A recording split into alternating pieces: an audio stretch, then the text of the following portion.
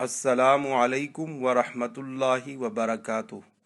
عامر سعید صاحب نے پاکستان سے پوچھا ہے کہ حجامت کرنے والے جو داڑھی مونڈتے ہیں اور اس کے پیسے لیتے ہیں، تو یہ کمائی جو داڑھی مونڈ کر کرتے ہیں، یہ ان کے لیے حلال ہے یا حرام؟ تو اس سلسلے میں عرض یہ ہے کہ داڑھی کا مونڈنا اور داڑھی شریف کا منڈوانا یہ حرام کام ہے۔ اب حرام کام جو ہے، اس کے ذریعے سے جو کمائی کی جاتی ہے وہ بھی حرام ہوگی، لہذا داڑھی شریف کو مونڈ کر جو کمائی کی جائے گی وہ داڑھی مونڈنے والے کے لیے جائز نہیں ہے، حلال نہیں ہے، اس سے اسے پرہیز کرنا چاہیے۔